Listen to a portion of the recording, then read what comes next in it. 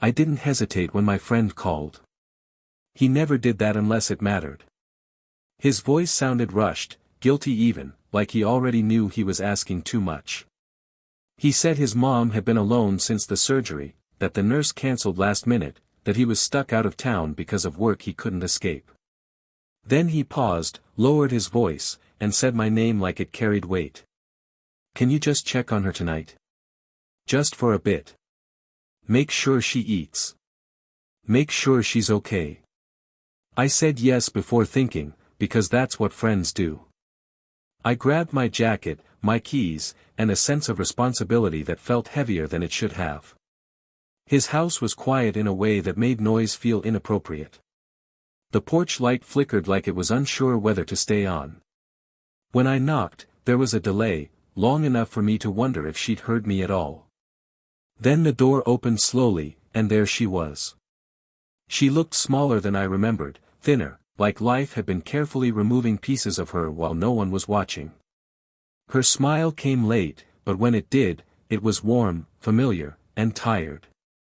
She thanked me too many times, like my presence was something fragile that might disappear if she didn't hold on to it. Inside, the house smelled like medicine, old books, and something faintly sweet, maybe the tea she used to make when we were kids.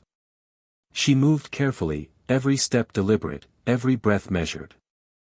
I followed her to the living room, trying not to stare at the bandage beneath her sweater, trying not to feel like an intruder in a space that suddenly felt too intimate for a simple favor. We talked about small things at first. The weather. My friend's job. How fast time moves when you're not paying attention.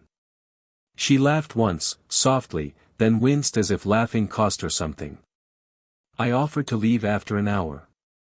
I said it casually, like it was no big deal, like I hadn't noticed how her hands trembled when she reached for her glass of water. She nodded, but her eyes didn't follow my words. They followed me instead, my jacket, my keys, the idea of me walking out the door. When I stood up, she reached for my sleeve without thinking.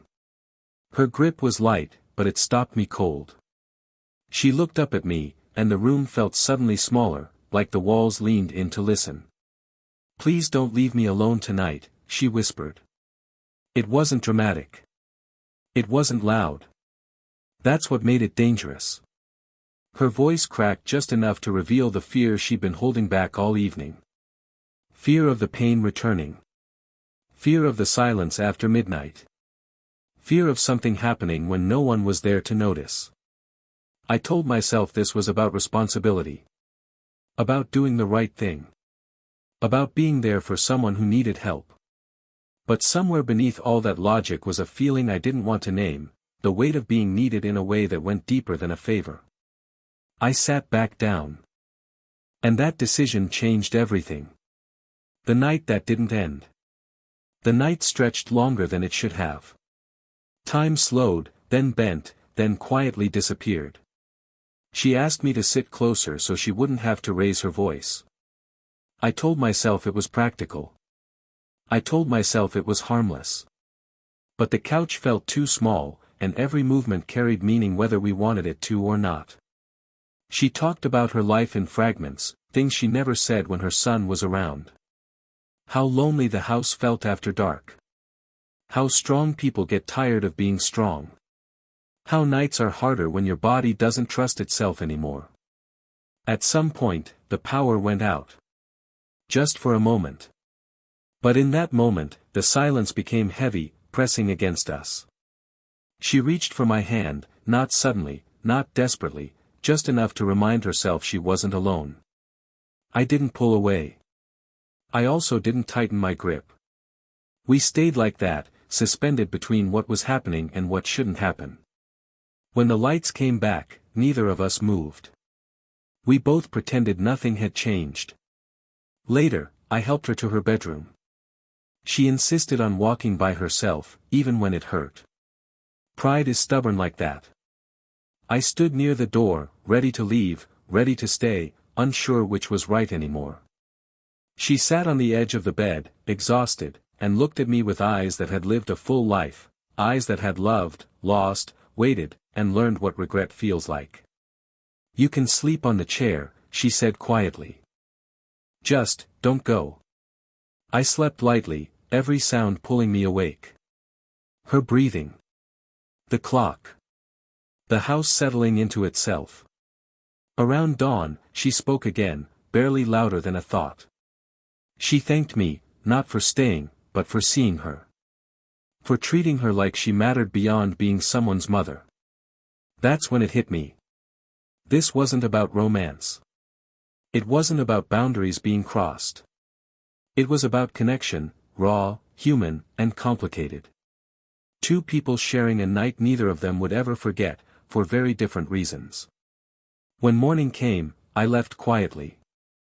The house looked the same, but I wasn't. And neither was she. Some favors don't end when you walk out the door. Some nights follow you forever. That I didn't hear from her for 3 days. Not a message. Not a call. Not even a polite thank you text. And somehow, that silence was worse than anything she could have said. I kept replaying the night in my head, not the moments themselves, but the pauses between them. The things we almost said. The way her hand lingered on mine a second too long. The way I stood in the doorway at sunrise, knowing that if I turned around, my life would bend in a direction I might never straighten again. My friend finally called on the 4th day. He sounded lighter than he had in weeks. He told me his mom was doing better. Stronger. Eating again. Sleeping through the night. He thanked me, genuinely, like I'd done him a huge favor. I swallowed the lump in my throat and said it was nothing. That's what liars say when the truth is too complicated to explain. He laughed and said, she keeps mentioning you, you know. Says you were very kind. Kind. The word landed heavier than it should have. That evening, she called me herself. Her voice was steadier now, less fragile, but there was something else in it, distance, carefully placed. She thanked me again, properly this time. Told me she didn't mean to put me in an uncomfortable position. Said loneliness makes people say things they don't always mean. I told her she had nothing to apologize for. That she hadn't imagined the fear. That it was real. But I didn't say what my chest wanted to confess, that I'd felt it too. That being needed had filled a quiet hollow in me I hadn't known was there. When the call ended, I sat in my car for nearly an hour without turning the engine on. I realized then that the hardest part wasn't what happened, it was accepting that some connections are meant to be felt, not continued. That night wasn't a beginning. It was a mirror, showing us parts of ourselves we'd been avoiding. And once you see yourself clearly, you can't unsee it. If this story is hitting close to home, don't forget to subscribe. These aren't just stories, they're reflections. Living with the echo. Weeks passed. Life resumed, but not cleanly. I caught myself checking my phone at night, half expecting her name to light up the screen. It never did. And I respected that silence, even though it ached. My friend invited me over again once, just dinner, just normal. She was there, smiling, stronger, surrounded by noise and conversation. We barely spoke.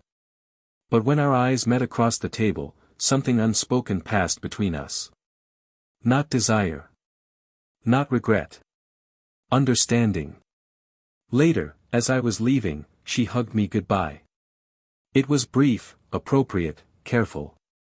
And yet it carried the weight of that entire night. She whispered, "Thank you, for staying." I nodded, unable to trust my voice. Because staying had cost me more than I expected, and given me something I didn't know I needed. Compassion. Clarity.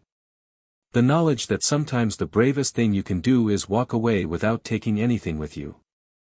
I realized then that emotional boundaries aren't walls. They're choices. Choices to protect people we care about. Choices to carry memories quietly instead of turning them into scars. That night didn't ruin anything. It preserved it.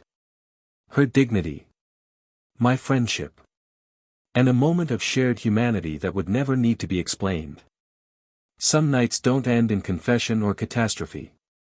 Some nights simply teach you who you are. And you move forward, changed, but intact. Months changed things in ways no conversation ever could. The sharp edge of that night softened, not because it lost importance, but because it found its place. I stopped replaying every detail. I stopped wondering about alternate versions of myself, the one who stayed longer, the one who crossed a line, the one who confused compassion with escape. Life didn't punish me for restraint. It rewarded me with peace. My friend's mom grew stronger. She started walking again. Started laughing louder. She no longer needed someone to sit in the dark with her fears. And strangely, knowing that didn't make me feel replaced, it made me feel relieved. Whatever role I played that night had ended exactly when it needed to. No unfinished business. No debts. One afternoon, I ran into her unexpectedly at a small cafe. She was alone, reading, sunlight resting gently on her face. She looked free. We talked like two people who shared a memory neither of us needed to explain. She told me she'd been afraid that night, not of dying, but of being forgotten while still alive. She said my presence reminded her she still mattered as a person, not just as someone's responsibility. That was the moment I understood the truth. I wasn't there to save her. I was there to witness her.